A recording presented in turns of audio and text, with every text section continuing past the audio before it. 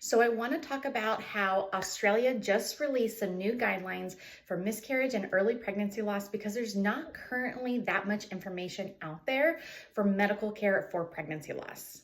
Now, one of the things that's looked at in this article is the term recurrent miscarriage.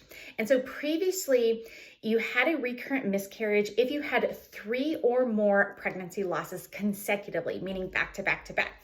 But according to their new guideline, they are now saying that 2 miscarriages that do not have to be back to back would be considered recurrent miscarriage or recurrent pregnancy loss.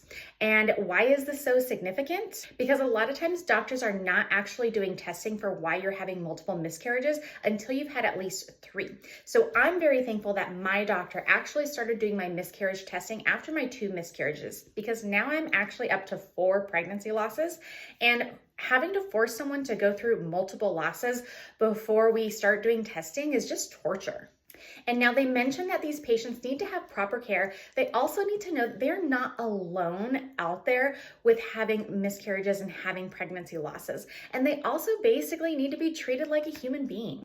They're recommending better communication with your patients, better listening skills, better empathy, and better wording.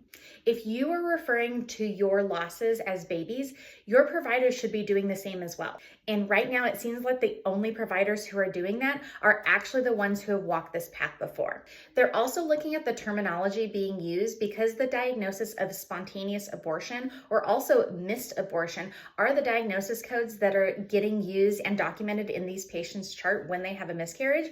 And I should know because I have those in my chart. And lastly, the article mentions that we don't know a ton about pregnancy loss, and we're not researching it and not addressing these issues, and we're not making patient care better. If these new guidelines are one step forward to the medical care of miscarriage and pregnancy loss. It's so needed because so many providers do not understand what to do or what to say after a miscarriage. And let me tell you that when I go to my appointments and tell them that I've had 4 miscarriages, I can immediately tell who has walked this path before and who has not based on how they respond to me and how they interact with me. So let's get ready for change for miscarriage mamas like me.